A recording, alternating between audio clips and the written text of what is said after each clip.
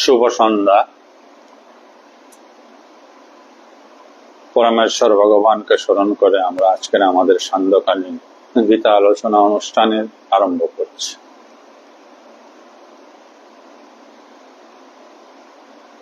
ও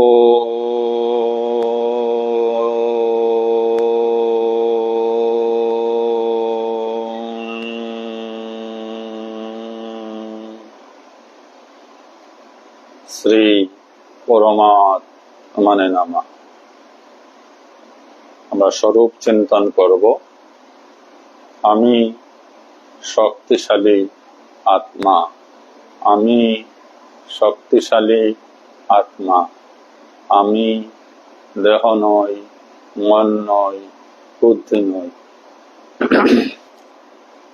আমি নিত্য শুদ্ধ বুদ্ধ মুক্ত আত্মা, আমি সৎ চিৎ আনন্দময়।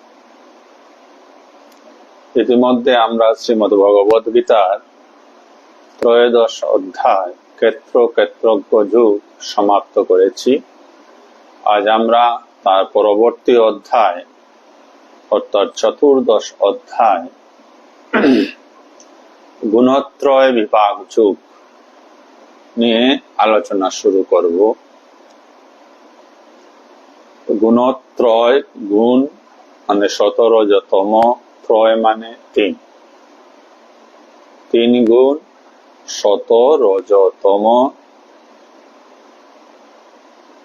এই বিষয়ে উক্ত অধ্যায়ে আলোচনা করা হবে। প্রথম শ্লোকটি শ্রী ভগবান উবাচ। অধ্যায়টি গুরুত্বপূর্ণ, এই জন্যই প্রকৃতির 3টি গুণ সম্পর্কে যদি যথাযথ জ্ঞান না থাকে তাহলে আমরা নিজেদেরকে পরিবর্তন করতে সক্ষম হব না। দেখুন শ্লোক ক্রম সংখ্যা শ্রী ভগবান উবাচ। ভগবান বলছেন, পরম ভূ প্রবক্ষ্যামি জ্ঞানম জ্ঞানানাম জ্ঞানম উত্তমম ইয়ৎ জ্ঞাত্বা সর্বে পরাম সিদ্ধিম ইথো গতাঃ। সমস্ত জ্ঞানের মধ্যে সর্বোত্তম জ্ঞান আমি আবারও বলছি। পরম ভুয়ো, ভুয়ো মানে পুনরায়, আমি পুনরায় প্রবক্ষ্যামি বলছি। সেই পরম জ্ঞানের কথা ভগবান পুনরায় বলছেন, যে জ্ঞানটা সমস্ত জ্ঞানের মধ্যে সর্বশ্রেষ্ঠ। জ্ঞানানাম জ্ঞানের মধ্যে, জ্ঞানম উত্তমম উত্তম জ্ঞান, শ্রেষ্ঠ জ্ঞান। সেই বিষয়ে তিনি পুনরায় বলছেন, যত জ্ঞাতা, যিনি এই উত্তম জ্ঞানটা জানবেন বা জেনে মুনয়ে মননশীল ব্যক্তিরা বা মুনিগণ, সর্বে পরাম সবাই পরম সিদ্ধি ইতো গতাঃ লাভ করেন এবং সংসার থেকে মুক্ত হন। তো বাংলাটা এইরূপ, সমস্ত জ্ঞানের মধ্যে সর্বোত্তম জ্ঞান আমি আবারও বলছি, যা জেনে সকল মুনি এই জগৎ সংসার থেকে মুক্ত হয়ে পরম সিদ্ধি লাভ করেছেন।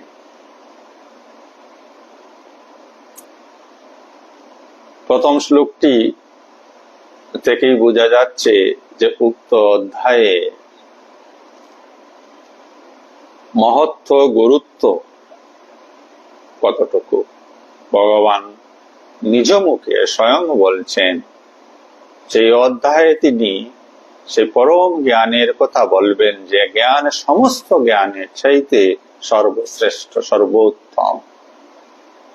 যারা এই জ্ঞানের অধিকারী হতে পারবেন তারা সিদ্ধি লাভ করবেন, অর্থাৎ সংসার বন্ধন থেকে মুক্ত হবেন এবং পরম গতি লাভ করবেন।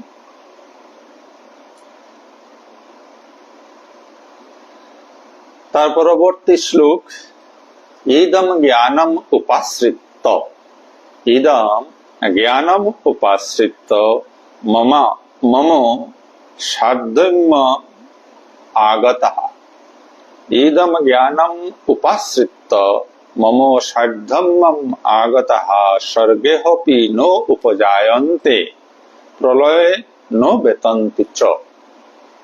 ইদম এই, জ্ঞানম এই জ্ঞানের, উপাশ্রিত আশ্রয় নিয়ে, এই জ্ঞানের আশ্রয় নিয়ে, মম আমার, ভগবান শ্রীকৃষ্ণ বলছেন আমার,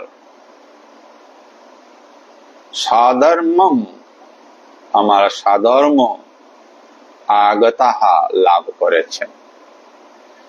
এই জ্ঞানের আশ্রয় নিয়ে যে সকল সাধকগণ আমার আশ্রয় লাভ করেছেন,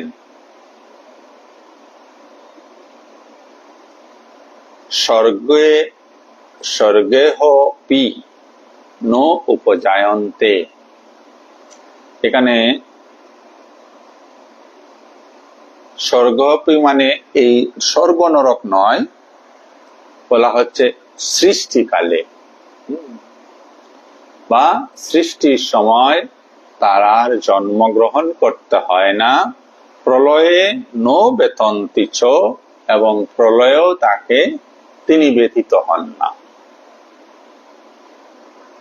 এবার কথাগুলি আমরা কিছু গভীরভাবে আলোচনা করব। বাংলাটা আবারও একবার বলে দিচ্ছি, এই পরম জ্ঞান যিনি লাভ করবেন তিনি ভগবানের আশ্রিত হয়ে যান, পরব্রহ্মের আশ্রিত হয়ে যান। আর যিনি পরম ব্রহ্মের আশ্রিত হয়ে গেছেন, সৃষ্টি এবং প্রলয়কালে তাকে কোনো, অর্থাৎ সৃষ্টিকালে তার আর পুনর্জন্ম হয় না, বা প্রলয়কালে তিনি কোনো ভাবে ব্যথিত হন না। এইবার এটা আমরা যেভাবে বুঝলাম তার একটু গভীরতায় গিয়ে আমাদেরকে বুঝতে হবে। সৃষ্টি প্রলয় বলতেই আমাদের মন যেটুকু বুঝে বা বুদ্ধি যেটুকু বুঝে সেটুকু হলো যে এই জগৎ একদিন ধ্বংস হয়ে যাবে, আবার নতুন জগৎ তৈরি হবে, এই যা কিছু দেখছি তা থাকবে না, প্রলয় আসবে। কিছু গল্প আমাদের এই বিষয়ে জানা আছে। খ্রিস্টানদের নোয়াজ আর্ক বলে একটা প্রবন্ধ ছিল, যে পৃথিবীতে ভীষণ বন্যা হয়ে গেল, একমাত্র নোহা বলে এক ব্যক্তি ছিল ধর্মপরায়ণ, সে একটি নৌকায় আশ্রয় নিল আর সব লোক মারা গেল। ঠিক তদ্রূপ ভাবে হিন্দু সনাতন ধর্মেও গল্প রয়েছে, মনুর গল্প, প্রচন্ড ঝড় বৃষ্টি, ভগবান মনুকে বললেন তুমি একটি নৌকার মধ্যে আশ্রয় নাও, আর ওই নৌকায় প্রত্যেক জীবজন্তু একটি স্ত্রী একটি পুরুষ জীবজন্তু নিয়ে উঠে যাবে। এইগুলি পৌরাণিক কাহিনী, এগুলির সত্যতা কতটুকু, বর্তমান যুগ, বিজ্ঞানের যুগ, বিজ্ঞান ভিত্তিক চিন্তাধারা করতে হবে। আধ্যাত্মিকতা বিজ্ঞানকে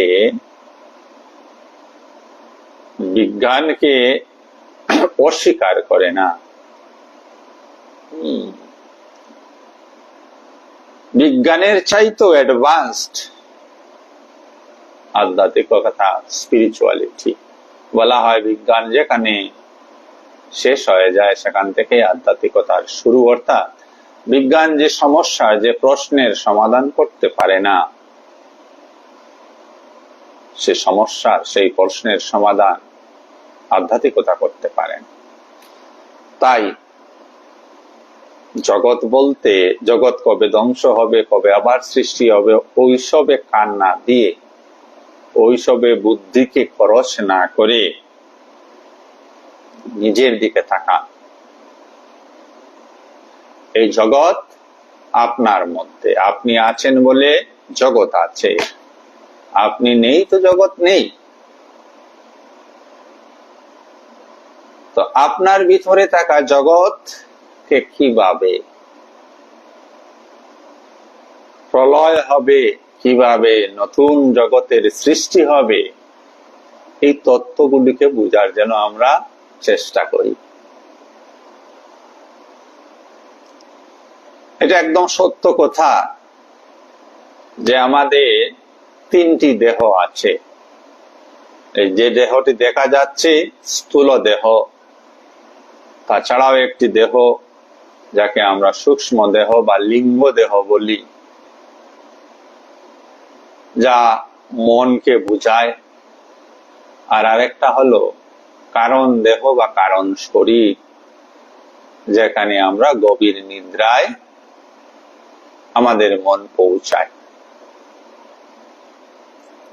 কারণ বলতেই বুঝতে পারছেন যে উৎপত্তি স্থল, বা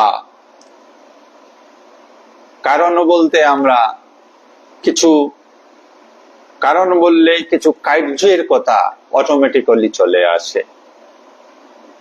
মাটির ঘট কার্য, তার একটা কারণ থাকবে, মাটি। ঠিক তদ্রূপ ভাবে কারণ শরীর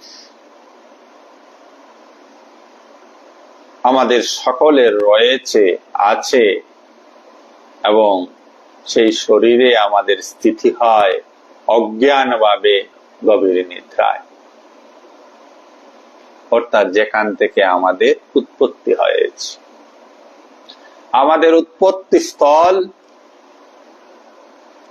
পরম ব্রহ্ম, পরমাত্মা, তিনি আমাদের মধ্যেই আছেন। শুধু আমাদের মধ্যে নয়, জীব নির্জীব সবকিছুতেই তিনি রয়েছেন, সর্বত্র রয়েছেন। তো আমার মধ্যে যিনি রয়েছেন বা আমাদের মধ্যে যিনি রয়েছেন, তার সাক্ষাৎকার আমাদের হয় না। কেন হয় না? এই জন্যই হয় না, তিনি নিজেকে আড়াল করে রেখেছেন। সেই পরম সত্তা নিজেকে আড়াল করে রেখেছেন তার প্রকৃতিজাত গুণের সাহায্যে, তার প্রকৃতিজাত মায়ার সাহায্যে। মানুষের ধর্ম হচ্ছে, মানুষের প্রধান উদ্দেশ্য হচ্ছে প্রকৃতির সেই জালকে ছিন্ন বিচ্ছিন্ন করে পরমাত্মার সাক্ষাৎকার করা। অথচ প্রতিদিন গভীর নিদ্রায় আমরা সেই জায়গার আশেপাশে গিয়ে পৌঁছাই, কিন্তু জানি না যে ওই জায়গাটা সেই জায়গা। উদাহরণস্বরূপ, আপনি যদি কারোর বাড়িতে চলে গেলেন অথচ বাড়ির মালিককে জানেন না, তাহলে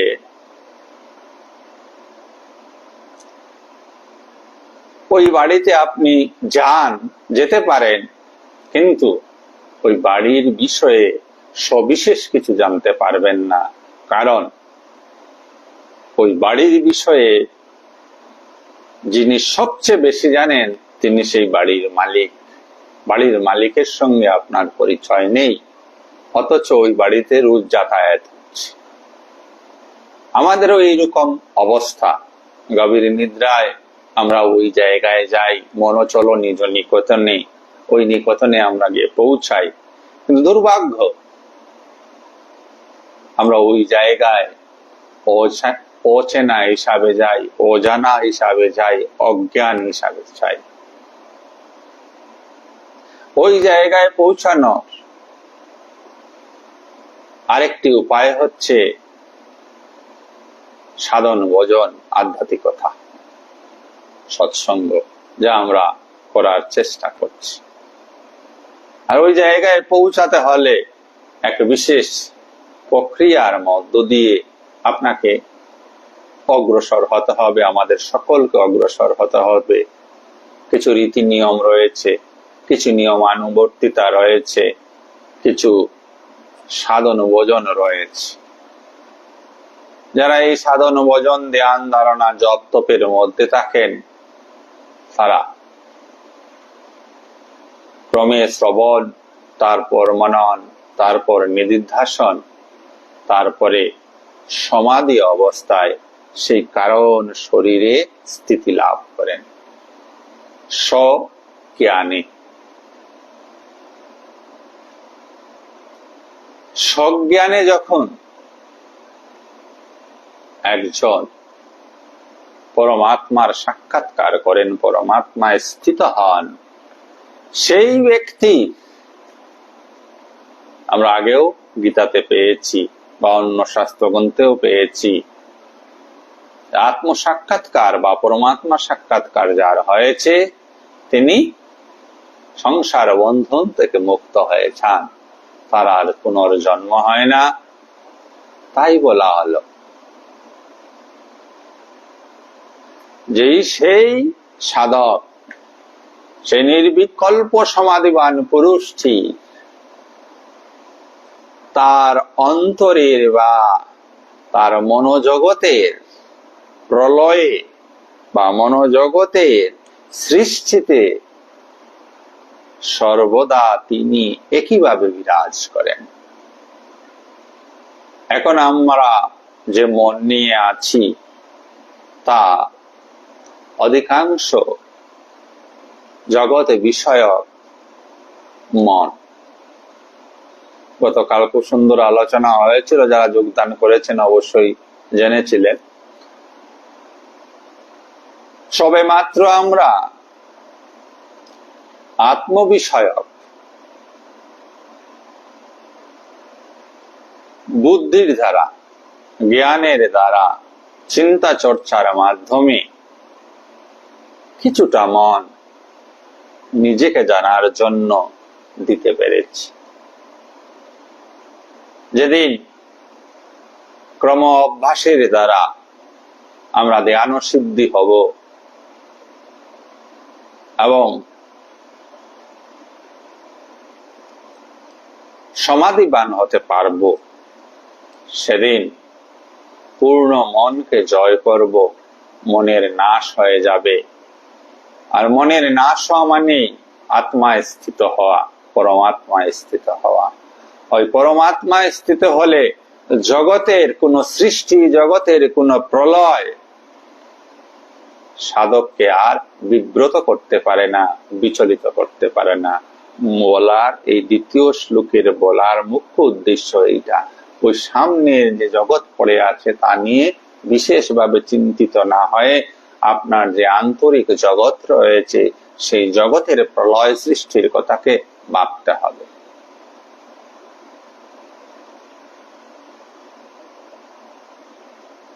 আত্মজ্ঞান লাভ হলে সেই ব্যক্তি প্রকৃতির অতীত হয়ে ওঠেন, শতরজতম গুণের অতীত হয়ে ওঠেন, জগতের অতীত হয়ে যান। যিনি জগতের অতীত, জগতের সুখ দুঃখ, জগতের সৃষ্টি বিনাশ, তাকে কিভাবে বিচলিত করতে পারে? কোনো অবস্থাতেই নয়। এই যে প্রকৃতি থেকে নিজেকে বিচ্ছেদ করে নেওয়া, সেদিন আমরা আলোচনা প্রসঙ্গে বলেছিলাম যে আমরা প্রকৃতি এবং পুরুষ দুটাই আমাদের মধ্যে রয়েছে এবং তার পার্থক্য জ্ঞান আমাদের বিকাশ করতে হবে যে আমি পুরুষ, আমি প্রকৃতি নই,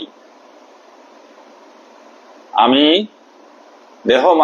দেহ বিশিষ্ট কোনো মানুষ নই, আমি আত্মস্বরূপ। আমি খাই না, দেহ খায়, আমি হাঁটি না, দেহ হাঁটে, আমি চিন্তা করি না, আমার বুদ্ধি চিন্তা করে, আমার বুদ্ধি চিন্তা করে, আমি করি না। আত্মা কখনো কিছু করেন না, আত্মা কোনো কিছুতে লিপ্ত হন না, আত্মা সাক্ষী স্বরূপ, বিদ্যমান। আমরা সেই আত্মা। এই জগৎ সহ আমি যত কাজকর্ম করছি, এই যে কর্মের যে প্রকাণ্ড আয়োজন হয়ে চলছে সারা বিশ্ব জুড়ে, আমিও আছি এর মধ্যে। এই আয়োজন প্রকৃতির গুণ অনুসারে হচ্ছে, আত্মা এখানে লিপ্ত নন।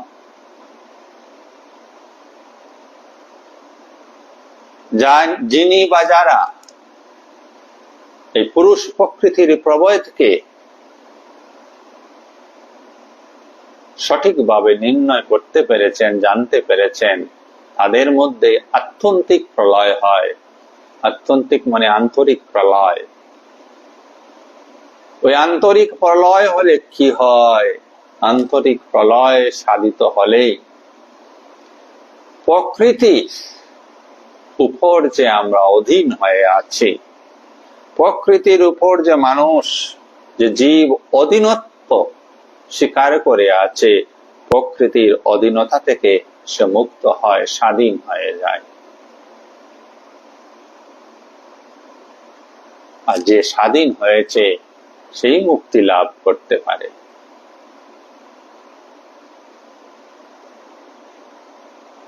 পরমাত্ম সাক্ষাৎকারে মানুষ সৎ চিৎ আনন্দ স্বরূপ হয়, কারণ এগুলি পরমাত্মা, এগুলি পরমাত্মার বৈশিষ্ট্য, সচ্চিৎ আনন্দ স্বরূপ। যেমন নদীর জল সমুদ্রে যখন পতিত হয়, নদীর জল লবণাক্ত থাকে না, নুনা থাকে না, কিন্তু যে মুহূর্তে সে সমুদ্রে প্রবেশ করে তৎক্ষণাৎ তার স্বাদ লবণাক্ত হয়ে যায়। ঠিক তদ্রূপ ভাবে জীবাত্মা যখন পরমাত্মায় যুক্ত হয়ে যান, তো জীবাত্মার গুণধর্ম নাশ হয়ে যায়, পরমাত্মার গুণধর্ম সেই ব্যক্তির মধ্যে প্রকাশিত হয়। তো আমরা দুইটি মন্ত্র পেলাম। ভগবান বললেন প্রথম শ্লোকে যে তিনি সর্বোত্তম জ্ঞানের কথা বলবেন, পুনরায় বলবেন, যে জ্ঞানের কথা জানলে মানুষ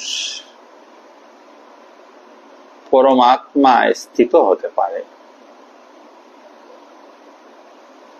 দ্বিতীয় শ্লোকে এসে বলেছিলেন, যে জ্ঞানকে আশ্রয়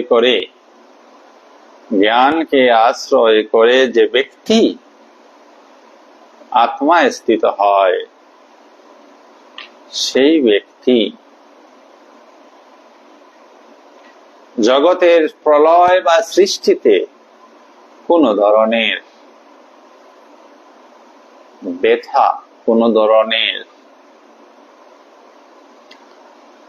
বিচলিত ভাব প্রাপ্ত হন না, কেননা তিনি প্রকৃতির ঊর্ধ্বে উঠে গেছেন। তার পরবর্তী শ্লোক, মম যোনির মহৎ ব্রহ্ম, মম যোনির মহৎ ব্রহ্ম, তস্মিন গর্ভম দদাম্যহম, সম্ভব সর্বভূতানাং ততঃ ভবতি ভারত। হে ভারত বংশী অর্জুন, আমার মূল প্রকৃতি হলো উৎপত্তি স্থান, এবং আমি তাতে জীবরূপ গর্ভ স্থাপনা করি, ফলে সমস্ত প্রাণীর উৎপত্তি হয়।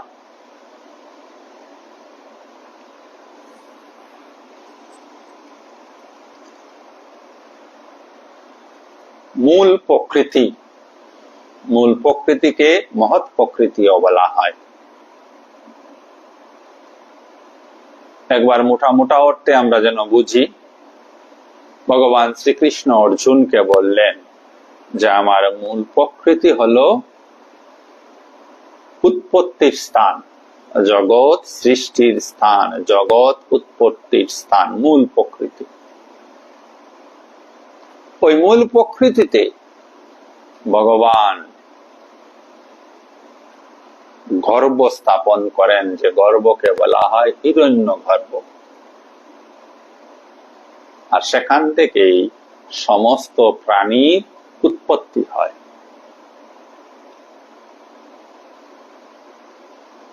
এগুলি জগৎ সৃষ্টি বিষয়ক আলোচনায় আমরা আলোচনা করেছিলাম।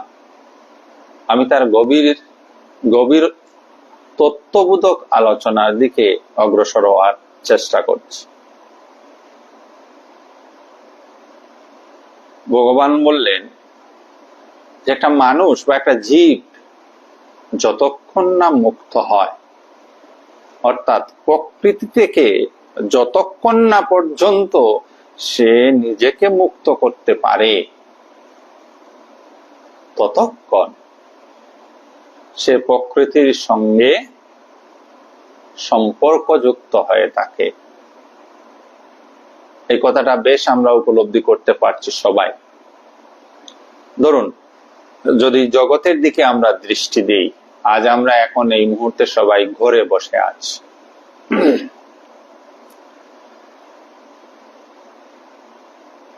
এক সময় এই পৃথিবীতে ঘরের কোনো কনসেপ্ট ছিল না। আমাদের আদিম বংশধররা জঙ্গলে থাকতেন। প্রকৃতি ব্রহ্ম থেকেই এসছে, আর প্রকৃতি তার একটা নিয়মের মধ্য দিয়ে সে চলে। ব্রহ্ম বা প্রকৃতি কোনোদিনই ঘর তৈরি করে দেননি মানুষের।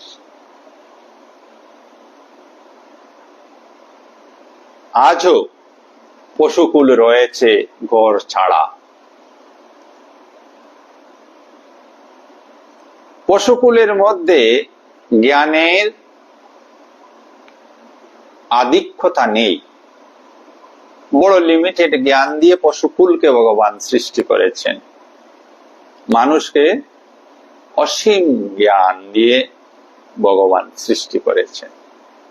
তাই মানুষ তার বুদ্ধির জোরে ঘর তৈরি করতে পেরেছে। কেন? প্রকৃতিজাত রৌদ্র, বৃষ্টি, তুফান, ঝড়, শিলাবৃষ্টি ইত্যাদি থেকে নিজেকে রক্ষা করার জন্য। যদি স্থূলভাবে আমরা দেখি, তাহলে ইহাও মানুষের প্রকৃতির উপর বিজয়। আমরা কিন্তু ওই স্থূল প্রাকৃতিক বিজয়ের কথা বলছি না। গীতা স্থূল প্রাকৃতিক বিষয়গুলি নিয়ে আলোচনা করেন না। গীতা আপনার আন্তরিক প্রকৃতি এবং আন্তরিক যে পুরুষ রয়েছেন, সেই পুরুষ প্রকৃতির কথা আলোচনা করছে। অর্থাৎ যতদিন আপনি মনোবিশিষ্ট হয়ে আছেন, যতদিন আপনার বুদ্ধি দেহকেন্দ্রিক বা মন কেন্দ্রিক হয়ে আছে, ততদিন এই জগতের উপর প্রভুত্ব করার, জগৎকে জয় করার মানসিকতা আপনার থাকবে। আর জগতে প্রভুত্ব করার, জগৎকে জয় করার, স্থূল জগৎকে, মনোজগৎকে বলছি না, স্থূল জগৎকে, যে আমার এতটুকু জায়গা চাই, আমার এই বিল্ডিং চাই, আমার এই গাড়ি চাই, আমার এত টাকা চাই, আমি এমএলএ হতে চাই, আমি মিনিস্টার হতে চাই, এগুলি স্থূল অবস্থা। ওই স্থূল প্রকৃতিকে ভোগ করার, স্থূল জগৎকে ভোগ করার, তার উপর অধিকার সাব্যস্ত করার, তার উপর প্রভুত্ব করার বাসনা মানুষের মধ্যে জাগ্রত থাকে। আর সেই বাসনাগুলির পিছনে দৌড়াতে দিনের শেষে, অর্থাৎ জীবনের শেষে, যখন তার মৃত্যুর সময় উপস্থিত হয়, জীবন খাতার যখন অঙ্ক মিলায়, তখন সে বড় ব্যথিত হয়। যে কেনই বা এসেছিলাম, কি বা করে গেলাম, কিছুই হলো না। আজীবন দুঃখ কষ্ট ভোগ করে, যন্ত্রণা ভোগ করতে হয়। স্থূল প্রকৃতিতে নিজেকে এনগেজ রাখলে এই ধরনের অবস্থাই হবে। তো ভগবান শ্রীকৃষ্ণ বলছেন আমাদের মন প্রকৃতির অন্তর্গত, জয় করতে হবে মনকে, এই স্থূল জগৎকে নয়। স্থূল সারা জগৎকেই যদি আমরা জয় করতে পারি, তথাপিও বলা হলো যোগা বশিষ্ঠ সার গ্রন্থে বশিষ্ঠ দেব বলছেন যে সারা পৃথিবী জয় করলেও তৃণ সম একটা ঘাস পাওয়া গেল, যদি সে ব্যক্তি নিজের মনকে জয় করতে না পারে। কত বড় কথা বললেন! একদিকে সারা বিশ্ব, আর একদিকে আমাদের প্রত্যেকের নিজ নিজ মন। আমরা সবাই হেরে আছি আমাদের মনের কাছে। হয়তো বা এই স্থূল প্রকৃতিতে আমরা অনেক কিছু পেয়েছি, অনেক বিষয় সম্পত্তি, অনেক লোকজন, অনেক বাহুবল, ধনবল, জনবল সবকিছু আছে, কিন্তু নিজের মনকে বিন্দু মাত্র জয় করতে পারিনি। আর এই বিন্দু মাত্র জয় না করতে পারাই হচ্ছে জীবনের সবচেয়ে বড় বিফলতা। স্থূল জগতে আপনি যাই করুন, যদি মনকে জয় করতে না পারেন, কিছুই করা হলো না। মন প্রকৃতির অধীন।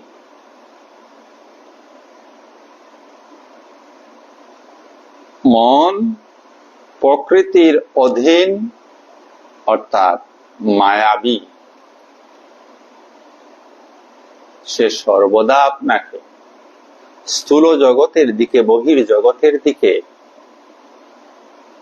বিক্ষেপিত করে। তাই আমরা স্থূল জগতের দিকে দৌড়াই, অন্তর্দৃষ্টিবান হই না, সর্বদা বহির দৃষ্টি। আর আমাদের শারীরিক সংরচনাও এইরূপ। যতগুলি ইন্দ্রিয় আছে সবগুলি বাইরের দিকে, ভিতরের দিকে কোনো ইন্দ্রিয় নেই। মন আছে ভিতরে, আমরা বেশ জানি, কারণ ব্যথা, আনন্দ ইত্যাদির অনুভব, উপলব্ধি মনের মধ্যে হয়। অথচ মন স্থূল পদার্থ নয়, দেখা যায় না, গলিটির মতো অনুভব করা যায়। তো ব্যথা বেদনার অনুভব করি বলেই বুঝি মন আছে,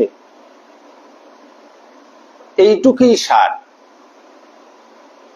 মনকে যে জয় করা যায়, মনকে যে তন্ন তন্ন করে বিচার করে করে মনকে যে নাশ করা যায়, নাশ করে পরমাত্মায় মিলিত হয়ে মহা আনন্দে জীবন যাপন করা যায়, সে কথা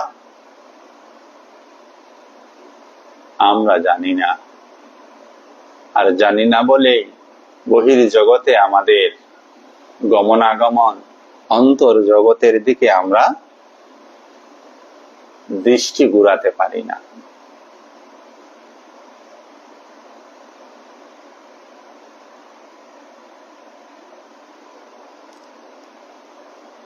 তো 3 নম্বর শ্লোকে ভগবান বললেন যে যত সৃষ্টি সব মন থেকেই হচ্ছে।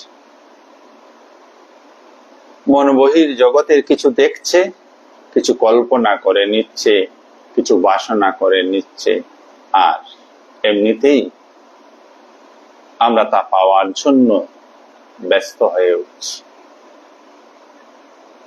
আর এই সৃষ্টির কার্যক্রম সৃষ্টির কার্যক্রম কিন্তু নিরন্তর হয়ে চলছে। সৃষ্টি প্রকৃতিতে হয়, যেখানে প্রকৃতি বিদ্যমান থাকবে সেখানেই বিকৃতি থাকবে। বিকৃতি মিন সুখ দুঃখ থাকবে। আর ওই সুখ দুঃখের চক্রে আমরা চক্রবর্ত ঘুরেই চলছি। মহাজ্ঞানী মহাজনরা বিভিন্ন যুগে বিভিন্ন সময়ে বলে গেছেন যে এই চক্রবর্ত যে ঘুরছ, তার থেকে নিবৃত্তি পাওয়ার সম্ভাবনা আছে যদি দৃষ্টিকে অন্তর্মুখী করতে পারো, আর না হলে সম্ভব নয়। বাসনাযুক্ত মনে একটার পর একটা সৃষ্টির বীজ স্থাপিত হবে, আর সৃষ্টি হবেই। আর সৃষ্টি যার হবে তার মৃত্যু হবে। তো সৃষ্টিতে হয়তোবা সুখ পাবেন, মৃত্যুতেই দুঃখ পেয়ে যাবেন। ওই মনে বাসনা যে আমি 1 কোটি টাকা চাই, পেয়ে গেলেন, আনন্দ হলো, আবার হারিয়ে যাবার সম্ভাবনা রয়েছে, দুঃখিত হয়ে যাবেন। কেউ সুখী নয়। 1 কোটি টাকা করবোটা কি, রাখবো কোথায়? লোকে জানলে মহা মুশকিল হয়ে যাবে। এই 1 কোটি টাকাকে ঘিরে আরো কত শত সহস্র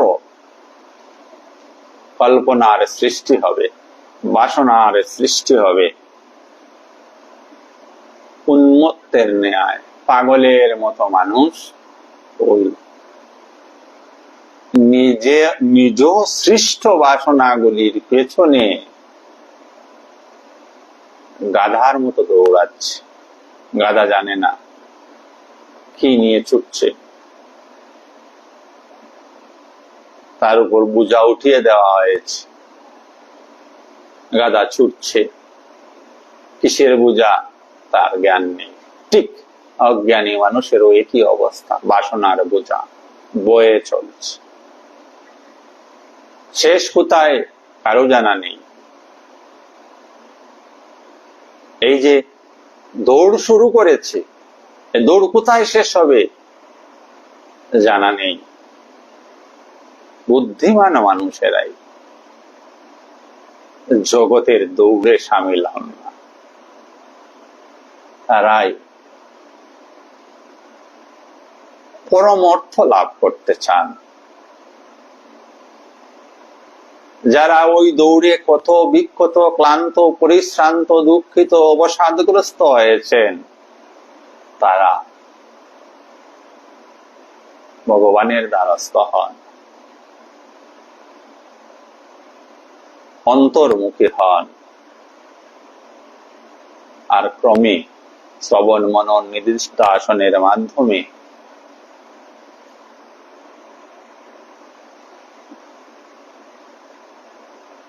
সে পরম জ্ঞানের, যা ভগবান এই উক্ত অধ্যায়ে বলেছেন, আমি পরম জ্ঞানের কথা বলবো, সর্বোত্তম জ্ঞানের কথা বলবো, যে জ্ঞানের কথা জানলে আর বন্ধনে আবদ্ধ হয়ে থাকবে না, প্রকৃতির পরাধীন হয়ে থাকবে না, স্বাধীন হয়ে যেতে পারবে। স্বাধীনতা মানেই আনন্দ। ভারতবর্ষ পরাধীন ছিল, ভারতবর্ষের মানুষ স্থূল পরাধীন, সেই স্থূল বা রাজনৈতিক ভাবে পরাধীন ছিল। এই রাজনৈতিক পরাধীনতার মধ্যেই মানুষের কত জ্বালা, কত কষ্ট হয়েছে, কত লাখ লাখ মানুষ প্রাণ দিয়েছে মুক্ত হওয়ার জন্য, স্বাধীন হওয়ার জন্য।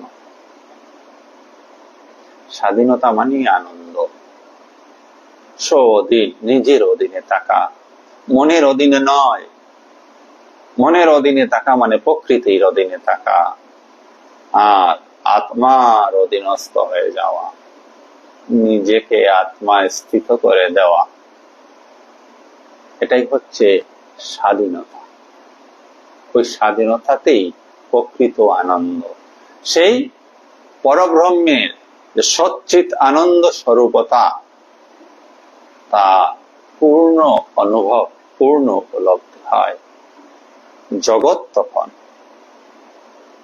এখন যে দৃষ্টি থেকে জগৎকে আমরা দেখছি, বিশ্বাস রাখতে পারছি না কারো উপর।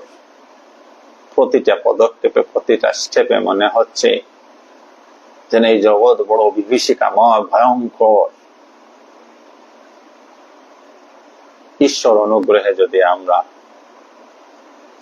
পরমাত্মার সেই গুণের তিল মাত্র লাভ করতে সক্ষম হই, তখন এই বিভীষিকাময় জগৎ আমাদের কাছে মধুময় হয়ে উঠবে, আনন্দময় হয়ে উঠবে। আসলে আমরা কিভাবে বাঁচতে হয় জানি না, আমরা বাঁচছি মৃত্যুর জন্য, মৃত্যুর অপেক্ষায় আমরা বেঁচে আছি। সাধারণ প্রশ্ন, কেন বেঁচে আছি? অজ্ঞানী মানুষ অনেক উত্তর দেবে, কিন্তু মূল উত্তর হচ্ছে তার মৃত্যু হচ্ছে না বলে সে বেঁচে আছে। আজ্ঞে না, বুদ্ধিমান পুরুষ বলবে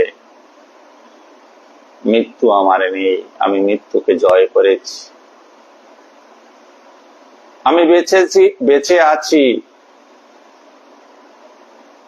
এই জন্যই বেঁচে আছি আমার দ্বারা এই জগতের যদি কিছু কল্যাণ হয় তা করে যাওয়ার জন্য। কতটা মানুষ বেঁচে থাকার মূল উদ্দেশ্য জগৎ কল্যাণ, জগতের সেবা। এই ধরনের মানুষের সংখ্যা বর্ণগণ্য। সবাই নিজ কল্যাণ চাইছে। মহামূর্খ আমরা। নিজের কল্যাণ অপরের অকল্যাণ করে কোনোদিনই হয় না, অপরকে পরাধীন করে কোনোদিনই হয় না, অপরকে শোষণ করে কোনোদিনই হয় না, অপরকে অবজ্ঞা করে কোনোদিনই হয় না, অপরকে অপবিত্র করে কোনোদিনই হয় না। এই শুদ্ধ সত্য কথাটি পর্যন্ত আমাদের বুঝে আসে না। তাই আমরা ব্যক্তি স্বার্থকে নিয়ে এতটাই মেতে উঠেছি, পারমার্থিক সত্যের দিকে, জগৎ কল্যাণের দিকে দৃষ্টি দেওয়া, একটুখানি সময় দেওয়ার পর্যন্ত আবশ্যকতা বোধ করছি না। ভগবানের অনুগ্রহে আপনারা যারা আধ্যাত্ম পথে এসছেন, যাদের মন তৈরি হয়েছে, আধ্যাত্মিকতায় রুচি এসেছে, দয়া করে সেই মনটাকে ধরে রাখবেন, সেই রুচিটাকে সজীব রাখুন, সেই রুচিটাকে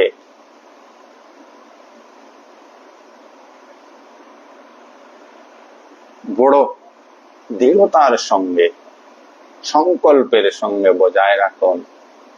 আপনার এই শুদ্ধ সুন্দর রুচি